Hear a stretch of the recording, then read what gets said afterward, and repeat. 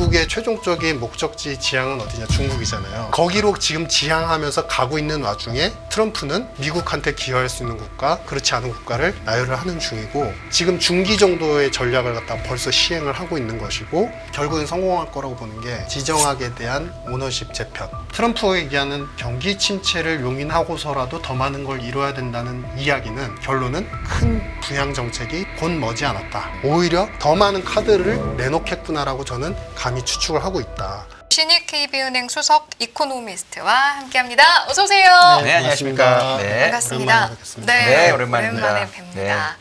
자, 오늘 어떤 이야기 할 거냐면, 사실은 트럼프 행정부의 금융규제 완화 정책이라는 부분들 우리가 기사를 통해서 많이 접하긴 하지만 실질적으로 어떤 부분을 주목해야 할지, 어떤 영향이 있을지를 좀 세부적으로 보려고 하는데, 일단 골자를 본다라고 했을 때 가장 시청자분들께서 주목하셔야 되는 내용은 뭘까요? 얼마 전에 얘기를 했잖아요. 트럼프가 네. 지금은 주가 떨어지는 거에 슬퍼할 때가 아니다. 우리는 더 큰 것을 바라보고서, 더 큰 이슈를 바라보고서 미국을 더 평화롭고 부유하게 만드는 큰 길로 나가고 있다. 이 얘기가 사실 이미 어느 정도 선언이 된 거라고 보여지고, 이 선언은 무엇이냐? 바로 대규모의 경기 부양과 함께 1기 때 다 못다 이뤘던 우리 도드-프랭크법의 완전한 철회와 함께 대출을 급진적으로 늘리는 정책들, 이게 이제 내수 부양의 촉진이 될 것이고, 두 번째는 이것과 연결해서 TCJA, 그러니까 우리 세금 감면과 일자리 창출 정책, 이 두 가지 패키지가 이제 곧 머지않았다. 그거는 지금 뭐랑 같이 가냐면요, 항상 대외 쪽하고 같이 갑니다. 일기 때도 항상 똑같은 패턴의 전략이었는데, 내수 부양을 하면서 항상 외부 쪽에서는 이제 지정학적인 리더십을 갖고, 이 지정학 리더십의 끝자락은 뭐냐? 에너지 통제권에 대한 완전한 장악. 이 두 개가 항상 맞물려서 가기 때문에 네. 최근에 이제 뭐 이스라엘이 약간 말을 안 듣기도 하고, 사실 종전, 휴전을 갖다가 계속 유도를 하고 있지만 쉽지는 않지만, 중요한 거는 이 우리가 소위 얘기하는 거 있죠. 양쪽에 모두 이제 전쟁 당사자들이 있을 때 이 톱니바퀴처럼 딱 맞아 떨어지는 구간이 오는데, 그건 서로가 원하는 걸 하나씩 들어줄 때입니다. 그 직전에는 먼저 다가가기 전에 굉장히 삐걱거림이 항상 심하거든요. 네. 그 단계라고 보여지고, 그러면은 이걸 총체적으로 봤을 때 제가 얼마 전에 이제 트럼프 관련된 책을 썼는데요.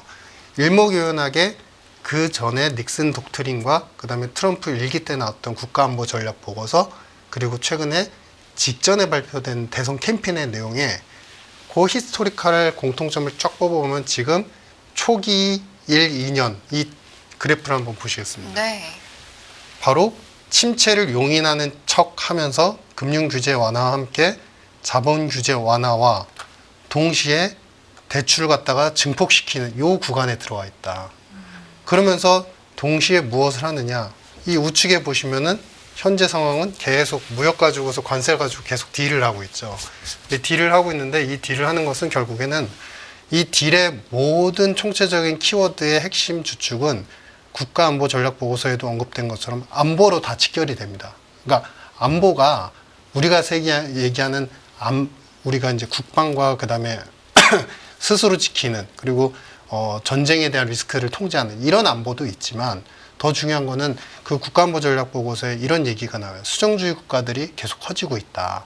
이 국가들은 러시아나 중국, 그리고 중국이 남중국해에서 계속 힘을 발휘하고 있고, 대만에 대한 위협을 가하면서 그들이 우리가 모르는 그 바다 해면 아래에서 계속 뭔가를 만들어내고 있다. 전쟁을 준비하고 있다. 그런데 여기에 더불어서 우리의 국민들이 일자리를 뺏기거나, 그리고 웰페어가 삭감되는 것을 막기 위해서는 뭔가 통제를 해야 되고 행동을 해야 되는데, 그것의 끝은 뭐냐면 결국은 관세다.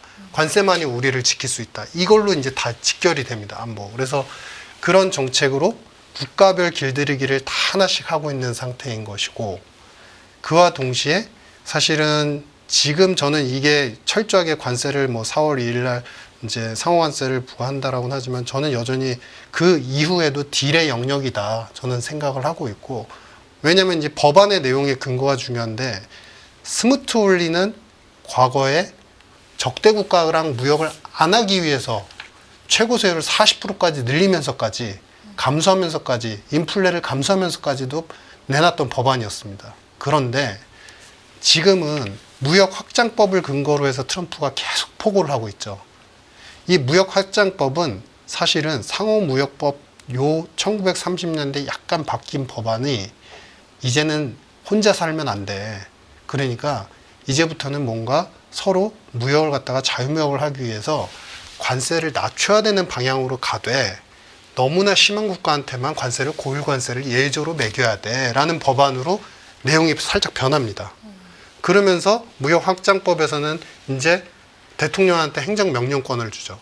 관세를 단독으로 내릴 수 있는 명령권을 줍니다. 그러면서 사실은 이 무역 확장법을 근거로 해서 관세를 매긴다. 그랬다가 상대 쪽에서 딜이 들어오면은 계속적으로 다시 완화한다, 없앤다. 오늘 같은 경우도 현대차 관련돼서 이제 기부금에 대해서 자동차. 그건 명확히 표현된 게 자동차 관세 없어가 아니라 현대차는 관세가 없어인 것이죠. 그러니까 이거는 뭐냐면 국가별, 기업별, 그리고 다 지역 구간별로 다 틀리게 관세를 매길 수 있는 권한이 나 대통령한테 다 있으니까 나라배를 잘 세우라.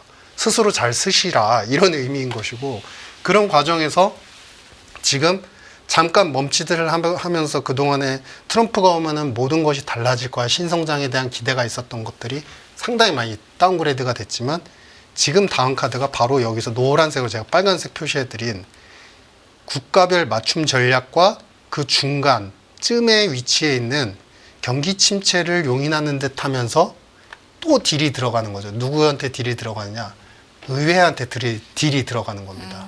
그러면 왜 의회한테 왜 딜을 또 해야 되나요? 라고 했을 때 지금 연방정부에 계류가 되어 있습니다. 올라가 있습니다. 법안이. 뭐냐면은 BRC 비율을 은행들이 상업은행들이 다 낮추면서까지 대출뿐만 아니라 리스를 할 수 있게끔 하면 법안이 올라가 있습니다. 근데 이거를 통과를 시키려면 재무부에 엄청 많은 사람들을 설득을 해야 돼요. 두 번째, TCJA, 세금 감면과 일자리 창출은 사실은 미국에는 의회 예산법이 있습니다. 그래서 이 TCJA는요, 사실은 되게 트럼프 입장에서는 그 마술과 같은 거예요. 왜냐하면 세율을 갖다가 그때도 유효세를 완전히 15까지는 못 낮췄지만 그래도 20일까지 낮추면서 바로 기업이익하고 설비 투자하고 고용이 폭증적으로 늘어난 게 1년 그리고 2년 후기까지의 해였거든요. 그러니까 세금을 낮추는 만큼 국민들의 가처분 소득은 갑자기 점프업을 하고 영업이익은 갑자기 점프를 하니까 주식시장은 좋고 소비는 더 많이 갑자기 늘어나고 갑자기 화랑이 돼버리는 그 마법을 발휘를 합니다. 그런데 문제는 뭐냐면 TCJA 세금을 덜 거치면 도대체 뭐가 문제가 될까? 바로 의회 예산법에서 10년 동안 장기 10년 동안에 1조 달러 이상의 세입을 갖다가 축소시키는 거는 의회에서 예산 법안을 근거로 해서 이걸 통과를 시켜야 되는데 이게 다수결이 아닌 겁니다. 바로 3분의 2 이상의 통과가 되어야 하고 그 중간에 또 뭐가 있냐면은 좀 복잡하지만 하나만 말씀드리면 네네. 만약에 반대당이 소수당이라고 하겠습니다. 이제 민주당이면 소수당이라고 해서 그래서 우리가 다수니까 그래도 통과시킬래. 근데 거기서 민주당이 만약에 필리버스터, 그러니까 공개 청문회를 공공연하게 국민들을 초빙해가고 전문가를 초빙해가지고 유예산법에 너무 어긋나서 안 돼요라고 이거 걸어버리면 이게 통과가 안 될 가능성도 염두를 해야 되는 거죠. 선생님 제가 중간에 네네. 죄송한데 이 TCJA는 이미 금리가 내려가 있고 세율이 그리고 올해 연말까지가 이제 유예 기간이어서 유예를 늘리거나 하려는 거지 네. 추가로 현재 세율을 낮추겠다는 건 아닌 거로 저는 알고 있거든요. 아니요. 21%에서 일단 유지를 하고 네. 그다음에 이거를 영구화시키는 방향으로 바꾸려고 하는 거로 저는 알고 있는데 그리고 개인소득세는 아직 방안이 안 나왔고 네. 이 TCJA는 법인세잖아요, 사실은. 근데 이미 21% 내려온 걸 더 낮춘다고 보신다는 건가요? 아니 시나리오가 두 개가 나왔죠. 그래서 그러니까 현재 이거를- 가 있는 건 21% 영구화만 제가 알고 있거든요. 근데 뭐 새로운 게 법에 올라온 건 제가 못 봐가지고. 그거를 갖다가 네. 계속 더 연장을 하는 거 하나 하고 네. 연장과 동시에 추진하는 건 대선 캠페인에서 나왔던 얘기가 네. 이걸 갖다가 세율을 또 추가적으로 인하를 하는 거. 그게 법이 올라갔나요? 전 그걸 뉴스를 못 봐가지고 추가 인하는 그 법안은 거는. 네. 바로 지금 당장에도 올리면 되는 일입니다. 그러니까 이들의 문제는 관건은 뭐냐, 안건은 뭐냐면 첫 번째가 일단 연장을 해야 되는 거예요. 연말까지인 거를 네. 연장을 해야 되는 거. 그거는 올라가 있는 걸 네. 제가 알고 있어요. 네. 그리고 네. 두 번째는 이 연장을 통과를 시킨과 동시에 네. 세율을 갖다가 또 인하하는 거를 다시 계류를, 그러니까 다시 법안을 상정하는 거. 네. 이 두 패키지가 시나리오로 같이 올라가 있는 거죠. 네. 지금 현재 추진하는 건 일단 연장하는 건데 박사님 보시기에는 추가적인 인하도 당연히 붙어서 갈 거라고 당연하죠. 보신다는 왜냐하면 거죠? 캠페인에서 그거를 계속 강조를 해왔어요, 이미. 네. 그러니까 이거는 이제 법안의 처리의 문제인데, 왜냐면은 이 법안이 연장이 안 됐는데, 그러면 그 다음에 바로 진행을 하게 되면, 연장이 안 된 상태에서 하면은, 그러면 되돌아가는 거잖아요. 네, 35로 되돌아가죠. 그쵸? 35. 그러면은, 그쵸. 유효세율은 28이었으니까. 그러니까 그때 법인 세율에서 다시 15로 낮춰야 되면 그 폭은 더 커지는 거예요. 네. 그러면 그래서 거기에서는 저도, 이제 네. 설득의 과정이 더 필요하기 네, 때문에 네. 일단 캠페인에서 했던 얘기도 일단은 연장을 시키고 그리고 추가적으로 세율을 인하를 하겠다. 네. 그래서 저는 라는 그거를 거고, 약간 스텝 바이 스텝으로 봤는데 동시에 한다. 그렇죠. 왜냐하면 그걸 해야 이제 바로 할 수 있으니까. 그리고 생각보다, 시간이 굳이 필요할 이유도 없습니다. 실질적으로. 그리고 아까 그 관세 법안 얘기하셔가지고 네네. 제가 조사한 거로 이제 상호무역법이나 이 무역확장법은 이 권한을 주긴 하는데 네. 6개월 안에 의회 승인을 받아야 이게 영구화되는 조항이 또 있는 거로 네. 제가 알거든요. 그러니까 네. 결국 그 6개월을 바게닝하는 기간으로 쓸 거냐, 네. 뭐 이런 부분에 대해서 혹시 어떻게 생각하세요? 6개월 안에 안 되면 이게 없어지거든요. 그러니까 세금 올리는 게 안 되기 때문에. 상호무역법에서는 네. 의회하고 토론할 시간을 줍니다. 네. 토론해서 결국에 합치된 의견으로 사인을 해야 네. 되는 겁니다. 그게 6개월로 저는 알고 있는데 맞나요? 무역확장법은 안 그렇습니다. 근데 무역확장법에서는 이걸 단독 권한으로 줍니다. 왜냐하면 네. 그 이유가 중요한데 상호무역법에서는 이제 스무톨리에서 이제 자유무역으로 넘어가는 구간이었기 때문에 상호무역법에서는 그래도 견제할 수 있는 장치를 놔둔 거예요. 그러니까 즉 얘기는 뭐냐면 마음대로 낮추지 못하게 적국한테 계속 높은 관세를 매기게. 근데 이제 무역확장법으로 가면서부터는 케네디 라운드 그때 기억하실 거예요. 무역 일반 협상 가트 전 세계랑 가트를 다 추진하겠다 이렇게 얘기를 했는데 그러면서는 이제 두 가지 옵션이 주어진 거죠. 뭐냐면은 대통령이 이 경우에 인플레나 이제 이것 때문에 이제 스모톨리 때문에 대공황도 겪었다 이런 이제 분석이 너무 많았기 때문에 그래서 단독으로 의회한테 승인을 받지 않고 토론 기간 없이 단독으로 세율을 내릴 수 있어요. 내릴 수 있는데 중요한 건 뭐냐면은 그러면서 또 하나의 옵션을 건 게 뭐냐면 바로 우리 이제 232조가 들어가는 거죠. 그 대신에 이 대통령이 봤을 때 이 대통령이 상대 국가가 너무 나한테 우리나라한테 너무 이제 지나친 관세를 매긴다 그러면은 그 국가에 맞춰서 상호 관세를 높이는 방안으로 할 수 있다는 권한을 동시에 줬는데 이 무역환장법 232조에 대해서는 의회에서 제안을 할 수 있어요. 그러니까 의회나 아니면 관련된 상무부나 이런 데서 네. 조사를 해서 제안을 할 수 있어요. 그래서 요즘에 이제 상무부가 이제 모니터링을 한다라고 표현을 네. 하잖아요. 그러니까 모니터링해서 이 나라 이상해요. 이 나라 이상해요. 그러면 이제 대통령한테 바로 들어가면은 그 대통령이 바로 상호 관세에 맞춰서 이제 다시 올리는 거죠. 그래서 그런 부분 때문에 물론 이제 그런 기간이 있고 뭐 그래서 완전히 단독의 권한은 아니라라고 해석할 수도 네. 있지만 중요한 거는 30년대, 62년대 루즈벨트를 거치면서 대통령을 거치면서 완화적으로 법안이 만들어졌고 제가 이거를 말씀드리는 결정적인 이유는 캠페인에서 무슨 얘기를 하냐면 상호무역법이나 무역확장법처럼 딜의 영역이거나 상대의 관세를 낮추는 쪽으로 딜이 들어가는 것이 아니라 스무톨리처럼 스무톨리는 우리 이제 속된 표현이지만 빼박이라는 거죠. 저건 법이었기 때문에 그쵸. 어떻게 할 수가 없었어요. 그거는 네. 거기에 딱 멈추면 그걸 바꿀 수가 없습니다. 네, 법을 바꾸기 전에는. 네, 맞습니다. 그래서 트럼프가 그 전에 이제 우리 전 무역 대표였었죠. 무역 라이트하우저. 라이트하우저하고 얘기를 했던 게 그 트럼프 상호무역법을 만들겠다라고 했고, 아예 법으로. 네네 그 상호무역법의 대체적인 초안이 뭐냐면 다 스무톨리에서 나와요. 네. 그렇기 때문에 이거는 지금은 약간 솔직히 잽을 매기는 정도의 법안에 그 근거에서 내용 하는 중이다. 그러면은 이 끝을 우리가 상상을 하고서 일단은 이제 뭐 금융 규제화나 이것도 얘기해야 되니까 네. 끝은 어디냐? 끝은 사실은 이게 누구나 다 아시는 것처럼 미국의 종국의 최종적인 목적지 지향은 어디냐? 중국이잖아요. 네. 중국하고는요. 사실은 트럼프 상호무역법이 나중에 나오게 되면 관세를 매길 겁니다. 그 관세 매기는데 그거는 상단이 없을 거예요, 분명히. 그 스모틀리처럼. 근데 중요한 거는 이번에 대선 캠페인에 그러니까 그 1기 때의 국가안보 전략 보고서에서 이 국가들에 대한 차단이라는 키워드가 나오기 시작을 했었고 이번 대선 캠페인에서 무슨 얘기를 하냐면은 아예 정상 무역 관계, 항구적 정상 무역 관계를 철회를 하겠다라고 네. 표현을 합니다. 이 얘기는 뭐냐면 2000년대 들어서는 원래는 이런 이제 말씀드렸던 무역 확장법이나 이런 걸 근거로 해서 서로 간에 이제 무역 정상 관계를 유지하면서 마치 프리 트레이딩을 하던 것처럼 관세를 서로 낮추면서 싸게 거래를 하게 만들었는데 1기 때만 하더라도 그 관계는 깨지지 않았었어요. 네. 그러면서 관세를 높였는데 이번에 최악의 끝이 뭐냐면은 정상 무역 관계가 아닌 거죠. 거기로 지금 지향하면서 가고 있는 와중에 트럼프는 지금 나래비를 세우고 있다. 미국한테 기여할 수 있는 국가, 그리고 소팅되는 국가, 그렇지 않은 국가를 나열을 하는 중이고, 그러면은 만약에 정상무역 관계를 철회하게 되면 어떡하냐?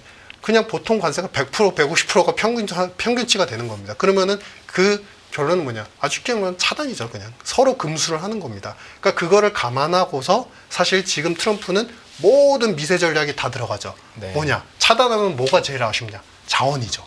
자원이니까 사실은 자원과 운송은 함께 가잖아요. 그럼 파나마나 당연히 가졌어야 되고 그린랜드 가졌어야 되고 사실은 저는 동유럽 어딘가의 지역, 솔직히 역사 공부를 더 해야 되긴 하지만 동유럽 지역의 어딘가에 대한 자신의 땅에 대한 오너십을 분명히 주장할 수도 있다고 생각을 합니다. 그리고 이제 알래스카는 이미 획득을 했으니까 더 많은 이제 자원, 영토를 갖다 획득하기 위해서 이거는 이제 제국주의 때 유행했던 땅을 사는, 남의 땅을 사는 행태인데 그걸 해놓고 서서히 완전히 차단으로 가는 거고 그럼 그 차단을 하기 전까지의 단계에서는 외부로는 어쨌든 지정학의 변화도 만들어 놔야 되고 자신이 유리한 쪽으로 내부로는 어쨌든 딜도 해야 되는데 내부적인 데는 아까 의회예산법이 있고 그러니까 TCJA를 결국에는 성사시키려면 의회에 대한 압박을 할 수 있는 요소는 뭐냐면 지금 돈은 많이 쓰고 있어요 트럼프가. 바이든 그 1월 달만 보면 바이든 초기 1월 취임 때랑 비교했을 때 지금 트럼프는 600억 달러 정도를 더 쓰고 있습니다. 돈을 많이 쓰고 있어요. 근데 지금 트럼프는 계속 무슨 얘기를 하냐면은 내 탓이 아니야. 지금 경기가 약간 다운그레이드 된 거는 바이든 때문이야. 근데 그게 솔직히 말하면 바이든 때문이 아니지. 의회 때문인 거죠. 임시 예산으로 그때 3개월치 딱 쪼개가지고 돈 쓰게 했는데 그때 이제 대선이 다가오니까 재정을 갖다가 적극적으로 꾸리지 않았고 그러면 쉽게 말하면 돈을 많이 쓰고 있지만 그럼에도 불구하고 돈이 부족하다는 얘기거든요. 미국 경제 지금 돌아가는 구조상. 그럼 지금 여러 네네. 가지 이제 잽을 날리고 네네. 있다라고 네네. 했잖아요. 근데 네네. 사실은 유효하게 들어가는 잽이 있고 네네. 무의미하게 흘러가는 잽이 있을 겁니다. 지금 날리는 여러 가지 시도들 중에 이건 유효할 것 같고 네. 이건 좀 무용지물이 될 것 같다라고 보이시는 것들이 있는지 궁금하네요. 그래서 제일 중요한 잽이 지금 잘 먹히고 있는 잽이 저는 결국엔 성공할 거라고 보는 게 지정학에 대한 오너십 재편.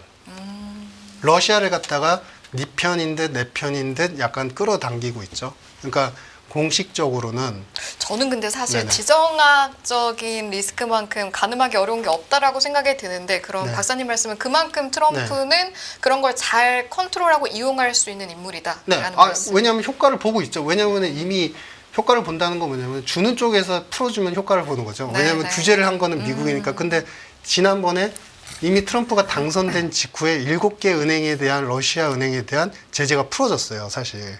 근데 정확히 말하면 이 제재가 풀어진 상태로 지금까지 계속 이어지고 있거든요. 7개 은행에 대해서. 그럼 뭐냐면 이 은행들에서 제재가 풀어졌다는 건 뭐냐면 스위프트 접근이 가능하다는 거고요. 서서히.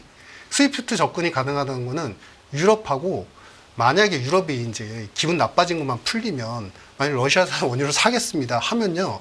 스위프트를 통해서 서로 간에 거래가 교역이 되는 거예요. 구조상은 되는 거예요. 근데 안 하고 있는 것 뿐이에요. 그러니까 이 얘기는 뭐냐면 이미 차단을 시켜놓고 러시아는 이제 유럽하고 거래가 안 되고 러시아는 중국 편이니까 중국에서만 거래해 라는 부분의 요소를 조금씩 변화시키고 있다는 거죠. 그래서 잽이 먹히고 있다는 거고 그럼에도 불구하고 그러면 무역 대표부나 이제 국무부의 입장은 어떤? 여전히 수성주의 국가로 굉장히 압박을 해야 된다라고 표현을 합니다. 하지만 트럼프는 자꾸 만나려 하잖아요. 이게 이제 전형적인 예전에 김정은 만났을 때랑 똑같은 기법이죠. 제재는 안 풀어주면서 리더는 칭송을 하면서 굉장히 희망을 심어주고 그런 관계로서 자꾸 뒤흔듦이 생기면 중국에서 계속 빈틈이 생기는 거죠. 중국의 빈틈이 어디서 생기느냐. 지금 사실 중국은 갑작스럽게 그 고집스럽던 시진핑이 변화하기 시작을 했죠. 공동부에서 선부인으로 바뀌기 시작을 했고 국가별로 자꾸 미국 편에 서거나 어쩔 수 없는 국가들도 있긴 하지만 이제 미국 편에 서거나 아니면 믿었던 러시아도 약간의 뒤흔들림이 생기고 심지어는 뭐 예전에는 이제 너무나 서로 가까웠던 하지만은 이제 바이든 시절에 멀어졌던 사우디에서 이제 종전 협상을 한다고 하면서 사우디까지 당사자로서 자꾸 참여를 시키면서 다시 옛날의 그 지형도를 갖다 복원시키려고 하는 모습들을 보면서 중국은 아차 싶은 그런 이제 느낌을 가졌을 거고 그러면 자신이 원하는 것들을 취득하기 위해서 국가별로 자기도 페이버를 보내야 되는 그러니까 깃발을 좀 보내야 되는 상황이고 그런 것들이 서서히 한국에 뭐 사실은 뭐 한한령 얘기가 어제 오늘의 얘기는 아니지만 어쨌든 뭔가 접근하려는 수단의 기초적인 초석이 되는 것들이 이루어지고 있고 그 얘기는 다시 이제 간단하게 말씀드리면 트럼프의 잽 중에서 이게 약간 먹히고 있는 게 지정학 쪽인 것이고 네. 그게 먹히면 그러면 어떻게 되느냐 결국에는 시간은 걸리겠지만 원유에 대한 컨트롤 능력을 다시 옛날처럼 사우디를 대리인으로 해서 사우디가 결국에는 이스라엘과 아랍에미레이트 UAE가 종주국으로서 컨트롤 능력을 갖고 그리고 원유 수급에 대한 조절을 미국 말을 잘 들어주는 그런 이제 지정학적인 변화를 갖고 오게 되면 에너지 가격이 최근에 뭐 이제 보셔서 아시겠지만 CPI 변동은 사실 에너지 가격에서 거의 다 나왔습니다. 렌트비 아니었습니다. 근데 그러면은 CPI만 안정이 되면 이쪽만 안정을 잘 시켜놓으면 결국에는 지금 대출 규제 완화하고 함께 내수 부양을 해서 다시 인플레를 돈 때문에 촉발시킬 수 있는 요소는 어느 정도 차단을 시킬 수 있으니 이거는 듀얼로 가고 있다. 그래서 제가 말씀드리는 요지는 지금 중기 정도의 전략을 갖다 벌써 시행을 하고 있는 것이고 지정학 패권에 대한 다시 컨트롤 능력 회복을 통해서 에너지와 물가 안정화 그리고 한쪽에서는 내수 부양을 위한 딜의 전략 이게 같이 가고 있기 때문에 지금 트럼프가 얘기하는 경기 침체를 용인하고서라도 더 많은 걸 이뤄야 된다는 이야기는 결론은 곧 머지않았다. 큰 부양 정책이 머지않았구나라고 저는 생각을 하고 있습니다. 제가 그 유가 얘기하셔가지고 지금 전체적으로 유가가 좀 이렇게 움직이는 이유가 러시아산 원유를 인도나 중국이 상당히 많이 사주고 네네. 그래서 시장에서 사야 될 원유를 중국이나 인도가 상당히 싸게 사서 네. 이제 약간 시장 가격이 낮아진 효과도 있는데 네.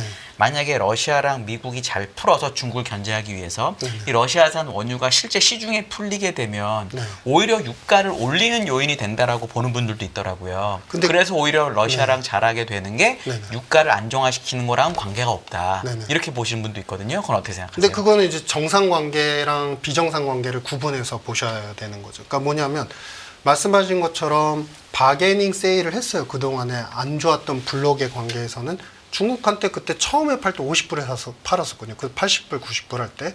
그리고 그에 즈음하는 가격에 준해서 인도한테도 팔아왔어요. 그러면서 이쪽의 연대가 되게 강해졌었고 그러니까 사우디가 곁들여졌는데 문제는 뭐냐면 지금 미국의 CPI 잡히는 WTI 가격하고 도입되는 가격, 뭐 퓨엘 오일이나 이런 건 도입 가격을 쓰기도 하니까 그런 가격하고 그다음에 이제 유럽에서 쓰이는 WTI 가격들은 사실 이쪽 시장의 가격하고 전무한 거야. 그러니까 네. 이쪽의 가격은 정상 시장의 거래가 아니라 그냥 아주 간단한 속된 표현이지만 암거래 시장인 거예요. 암거래 네. 시장. 정상 허용받은 시장이 아니고 그러면은 이쪽에서 어쨌든 러시아도 그렇고 뭐 이란도 마찬가지였고 가격을 갖다가 공급하면서 다운시키는 효과라기보다는 자기들만의 영역을 만들고 컨트롤 영역을 강하게 만들어 놓고 이쪽 서방에서는 특히 미국을 중심으로 해서 가격을 갖다가 통제하고 싶은 국가들 입장에서는 그 가격에 못 사게 하는 공급 공백들을 만들었기 때문에 그런 것들이 다시 이쪽으로 넘어오게 되고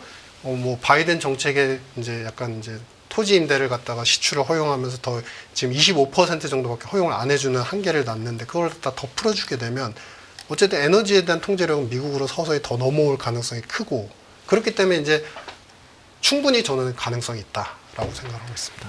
러시아 때문에 러시아의 물량이 실제 가격으로 가서 뭐 실제 가격으로 된다고 하더라도 어차피 증산을 하거나 이런 방법을 쓸 거기 때문에 네. 유가는 잡히는 쪽으로 간다. 맞습니다. 알겠습니다. 네. 저희가 이제 궁금한 것들 위주로 여쭤보다 보니까 또 오늘 박사님이 따로 챙겨오신 자료가 있는데 일단은 질문 위주로 처음에는 이제 여러 가지 네. 말씀을 드렸는데 사실은 이제 첫 페이지에 보여주신 초기, 중기, 후기 네. 전반적으로 트럼프가 어떤 전략을 가지고 어떤 흐름을 가지고 앞으로 시나리오들이 펼쳐질 것인가 거기에 대한 내용은 자연스럽게 충분히 소화가 된 것 같습니다. 네. 그래서 제가 좀 함께 보고 싶은 건 미국의 금융 시스템과 관련해서 가져오신 도표가 있거든요. 이거 한번 보면서 설명해 주실 수 있을까요? 2009년을 기점으로 대형화 과점화 추세가 지속되고 있다. 이거는 뭐 사실은 이 이제 금융 규제 완화를 하면은 도대체 우리가 금융 규제 완화가 뭘까 이제 생각을 하게 되는데 그러면은 결국엔 상업은행들의 역할의 증대라는 거죠. 그러니까 이게 이제 제가 그 암호화폐 얘기를 좀 해드리고 싶은 게 뭐냐면 암호화폐 수수료 수익은 이제 블랙락도 그렇고 그동안 ETF를 출시했던 많은 운용사들의 수수료 수익이 사실 아시는 것처럼 뮤추얼 펀드에 대비해서 같은 기간 동기간 대비 두세 배 높은 상태예요. 그러니까 암호화폐는 그냥 비트코인만 사고 파는 것의 그 숫자 턴오버만 많은 게 아니라 ETF도 턴오버가 굉장히 많아요. 그래서 이거의 수수료 수익이 많고 근데 중요한 건 뭐냐면 금융 시스템, 자 90년대부터 우리 2009년도까지 올 때 보면은 이미 여러 가지 M&A 합병, 부실 합병 이런 것들이 일어나면서 많은 사건들에 의해서 대형화가 됐죠. 그런데 이 대형화된 은행들이 지금 최근에 와서는 더 커졌단 말이죠. 이 대형화된 은행들이 갖고 있는 현금 가용액이 시기별로 약간 차이는 있지만 3조에서 4조 달러를 계속 육박을 하고 있습니다. 이 3, 4조 달러 이외에도 MMF에 참여하는 주요 참여자들 중에 하나이고 그 돈만 7조 달러예요. 그러니까 단순하게 얘기하면 은행에 상업은행들의 돈이 들어가 있는 그리고 쓰여질 수 있는 돈의 당장의 규모만 직접 특히 채권에 쓰여질 수 있는 규모만 한번 추산해 보세요 라고 하면은 10조가 넘어가는 거예요. 대략적으로 추산을 해봐도. 그러면은 그 페드가 갖고 있는 부의 규모를 넘어서고 있어요. 실제로 발행 잔액 기준이긴 하지만은 그동안 상업은행들이 사왔던 채권의 비중 자체도 미국채에 대한 비중도 굉장히 커지고 있단 말이죠. 그래서 연준하고 상업은행을 다 합쳐버리면 사실 40% 육박할 때도 있고 그러니까 그만큼 지금은 모든 시스템들이 은행들이 점점 커지면서 채권 시장과 채권 시장에 많이 진입을 하고 개입을 하기 시작했다는 건 뭐냐 미국의 예산에 많이 기여를 하기 시작을 했다는 것이고 두 번째는 그러면서 그동안에 이제 우리가 계속적으로 인플레를 유발하면서도 돈을 써야지만 계속 성장하는 미국의 기형적인 구조, 부채가 늘어나면서도 계속 써야 되는 이 구조를 지탱할 수 있는 가장 주요한 주체가 된 게 상업은행인데 그러면은 이 상업은행들이 결국에는 한마디로 얘기하면 트럼프 1기 때도 마찬가지지만 돈이 많아야 된다는 거죠.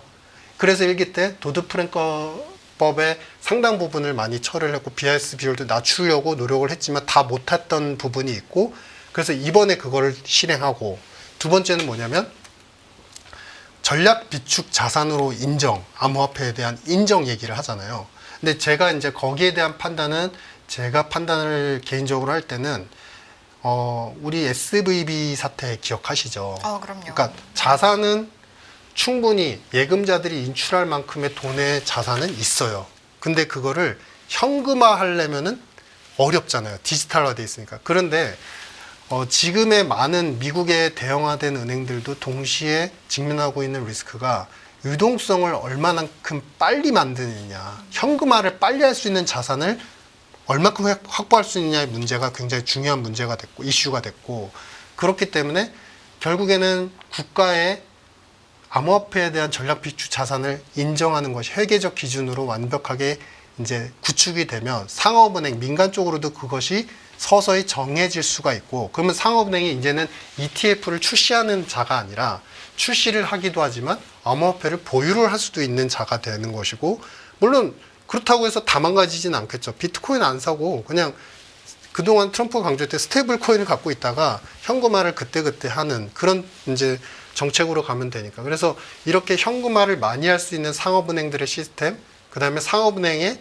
돈이 더 많이 쌓일 수 있게 하고 대출을 많이 해서 은행의 그 영업 현금을 더 좋게 한다고 한다면 사실 일기 때도 요거 연결해서 잠깐 보시면은 네. 이게 뭐냐면은 세이빙, 그러니까 연방 정부에서 들어오는 세이빙은 말 그대로 이제 세입이라고 보시면 되고요. 그거 대비해서 지출의 상대적 비율입니다. 비용. 그러니까 이거는 단위는 이제 밀리언이긴 한데 세이빙 1원당 코스트가 얼마나 나갔느냐, 같은 효과를 출시하기 위해서 얼마만큼 비용이 나갔느냐 이건데요. 트럼프 때 일기 때 보시면 빨간색인데 오바마 때 대비해서 상당히 많이 낮아지는 게 보이시죠. 그러니까 이 부분들이 그러면 어디서 도대체 됐는데요? 라고 생각해 보시면 나머지 영역의 부분들을 그때도 기억나실 거예요. 일기 때도 하다가 트럼프가 이제 코로나 맞기 전에도 실업급여를 주는데 장기 실업급여자 중에서 안 되는 사람들, 조건이 일부 안 되거나 돈을 못 주는 사람들한테는 은행들을 통해서 더 저리로, 그러니까 평균적인 금리보다 더 저리로 대출받을 수 있게 그 서류를 갖다 작성하시면 돈을 쉽게 대출받을 수 있습니다라는 정책을 내세웠던 적이 있었어요. 네. 그러니까 그런 부분으로 은행들한테 역할을 조금씩 아주 쉽게 얘기하면 떠넘기는 거죠. 떠넘기면서 결국에는 세금이 덜 거치니까 돈은 덜 쓸 수밖에 없어 라는 로직과 그 대신 은행들을 끌어들여서 더 많은 역할을 넘길 거야 라는 것으로 트럼프는 내수 정책을 꾀하고 있고, 그래서 종국에 그러면은 결론은 뭐냐, 항상 돈은 더 많이 썼습니다. 역대 정부보다. 트럼프는 이번에도 그럴 것 같은데 어쨌든 미국은 합의의 문제가 더 중요하기 때문에 그 합의를 이끌어내기 위해서 침체를 감내하고서라도 용인하고서라도 이런 전략으로 의회를 저는 압박하고 있다, 이런 모습으로 비춰집니다. 차트에서 제가 보다 보니까 네네. 그 이제 미국 내에서 이제 달러 크레딧 트레이드가 충분히 이루어질 수 있도록 유도한다라고 했는데 네네. 결국은 저는 박사님 말씀에 제일 의미 있게 보는 게 네네. 유동성을 민간에서 창출하는 방법으로 가면 네. 결국은 미국 경제가 다시 좋아지는 방향으로 간다라는 건데 네네. 그걸 캐리 트레이드를 어떻게 유지하는지 좀 얘기해 주시면 좋을 것 같아요. 그러니까 캐리 트레이드가 이게 이제 양날의 검이죠. 그러니까 캐리 트레이드가 요거를 보면서 말씀드리면 더 네네. 쉬울 것 네. 같아요. 그러니까 뭐냐면 이게 캐리 트레이드가 항상 달러 캐리 트레이드가 이루어지면 상업은행들을 이용해서 대출을 이제 일으키게 되면, 그때도 일기 때도 사실 도드 프랭크를 완전히 못 풀었던 이유 중에 하나가 2008년도를 겪었잖아요. 그러니까 미국은 우리는 달러 약세는 좋다라고 신흥국은 그렇게 생각을 하지만, 우리는 신흥국이 아니지만 어쨌든 근데 달러가 약세를 보임과 동시에 적정한 기준, 그러니까 실질 실효 환율상 우리가 평균 수준 있잖아요. 적정 수준. 그것을 깨고 내려가거나 그 정도에 부합할 정도로 많이 내려지면 돈이 어떻게 되냐면 항상 밖으로 돌아서 우리가 소위 얘기하는 트리핀 딜레마가 깨지기 시작하면서 결국에는 미국으로 투자의 버블을 만들고, 그러니까 미국의 투자의 버블을 만들면서 그 당시에 착각했던 게 투자도 좋고 소비가 좋은 이런 좋은 나라가 어딨어 라고 했는데 하나 딱 건드리니까, 저는 이제 자산시장에 문제가 있었다고 생각 안 하거든요. 하나 딱 건드리니까 와르르 무너지잖아요.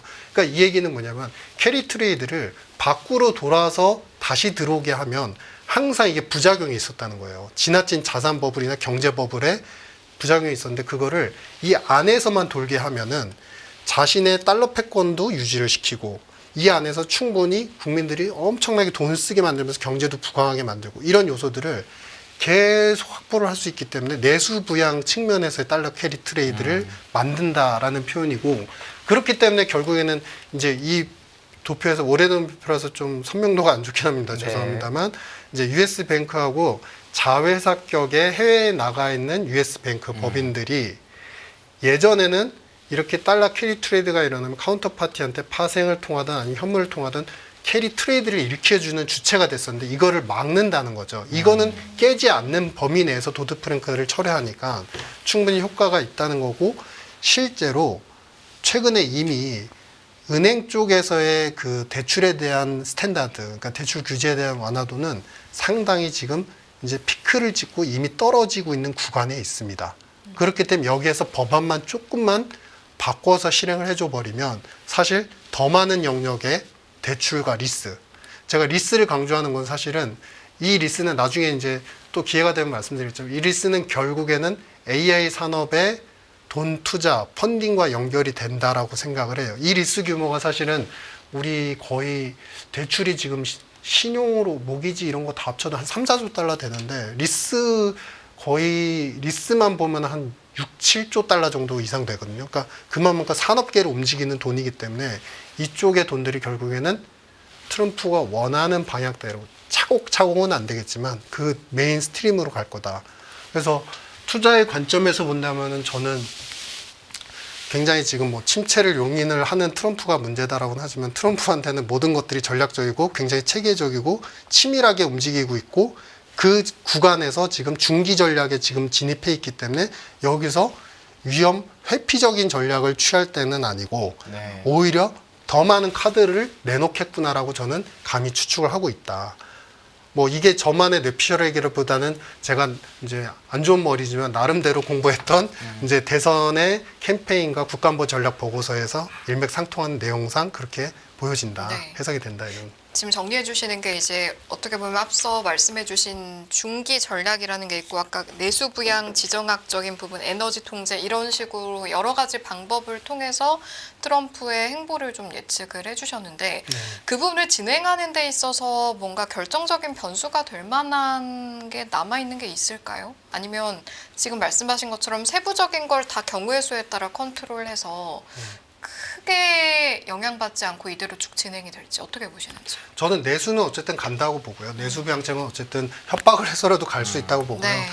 왜냐하면은 트럼프가 잘하는 게 의회가 아니죠. 트럼프가 잘하는 게 미국 의회가 잘하는 거죠. 저쪽 당이 합의를 안 해줘서 우리 지금 경기 침체, 불행을 맞이하고 있어요. 라는 식의 정권별로 항상 대통령이 그렇게 설득을 잘했기 때문에. 근데 제일 중요한 게 지정학 쪽이라고 보여져요. 그러니까 이 모든 패러다임의 시프트는 사실 지정학 쪽으로 미국이 패권을 완전히 장악을 해서 에너지 패권을 갖는다라는 것을 전제로 하고 있기 때문에. 근데 맨 첫 페이지에서 오른쪽에 제가 보셨던 지금 이제 미국 대비해서 기여도 체크를 했고 멕시코, 캐나다는 북미 질서, 아시아는 일본 주축으로 대만, 한국 방위 기비. 그다음에 유럽 같은 경우는 우파 정당이 너무 세지면서 길들이기 전략에 들어갔고 러시아는 이제 대리인 이론에 접해졌죠. 그러니까 이 대리인 이론이 뭐냐면 상대 국가들 우리가 컨트롤해야 되는 말 안 되는 국가에 우리가 심어놓은 엑스맨이다 이렇게 생각하시면 되고 근데 러시아는 어느 정도 넘어올 거라고 생각을 하는데 중요한 건 뭐냐면은 중동에 대한 컨트롤이 마지막에 키포인트 그러니까 마지막 중동에 대한 모든 원유 공급과 증산에 대한 것들을 다 완벽하게 복원하면 결국엔 사우디거든요. 마지막 키포인트가. 근데 사우디의 입장이 어떨지에 대해서 그게 미지수가 커요. 그러니까 분명히 이란에 대한 압박이나 이란 대리인격인 하마스 여러 가지 이제 군사 그 이란 대리인 세력들에 대해서도 통제도 분명히 할 거고 왜냐하면은 일기 때 안 되니까 시리아에 대해서 직접 폭격을 하거든요. 그러니까 이란에 대해서도 저는 만약에 말을 안 듣고 하면은 이란에 대한 폭격도 할 수 있다고 봅니다. 직접 개입을 안 하는 게 원칙이지만 일부 한 번씩 포인트는 보여줘요. 그러면서 겁을 주기도 하는데 중요한 거는 이란의 통제도 될 것이고 이스라엘 UAE를 갖다가 다시 종주국으로서 만드는 힘의 근원으로서 만드는데도 다시 역할을 충분히 할 수 있을 거라고 보고요. 근데 사우디가 애매하다고 말씀드리는 거는 사우디가 시간이 그러니까 예를 들면은 그거 있잖아요. 집에서 키우던 강아지가 있었는데 이 강아지가 집에서 나가고 싶어 하는데 항상 먹이를 주니까 그 지금 뭐지 이제 주인이 너무 맛있는 먹이를 주니까 아 받기 좋았는데 이렇게 맛있는 먹이를 주는데 내가 왜 나가지? 그러면서 말을 잘 들었어요. 근데 어느 날 밖에 나갔어요. 나가서 밖에를 돌아다녀 보니까 동네 강아지 친구들이랑 풀도 먹고 이것도 먹고 먹어보니까 먹을만하고 살만한 거예요. 사우디가 바로 이런 격입니다. 즉 충분히 군사적인 안보에 대한 부분들 그리고 새로운 자신만의 이제 그 종주국으로서의 역할 그다음에 그 전에 했던 중동 지역 내에서 돈줄을 쥐고서 벤처 투자의 가장 주요 세력이 되면서 힘을 가장 많이 얻었었거든요. 그런 역할을 사우디가 바라고는 있지만 반대로 약간 뒤처지면서 그동안 뭘 했죠? 바이든 시절에 신재생과 관련되는 새로운 에너지와 관련된 개혁과 정책들을 계속 추진하면서 새로운 인프라들을 건설해 보니까 이것도 나쁘지 않다라는 판단을 하고 있는 거예요. 그러니까 지금 이제 계속 사우디에서 투자를 하려고 계속적으로 이제 우리 세계 순항을 하잖아요. 공연을 하면서 투자를 할 대상을 찾고 있는 게. 그러니까 뭐냐면 그들도 이제 아는 거죠.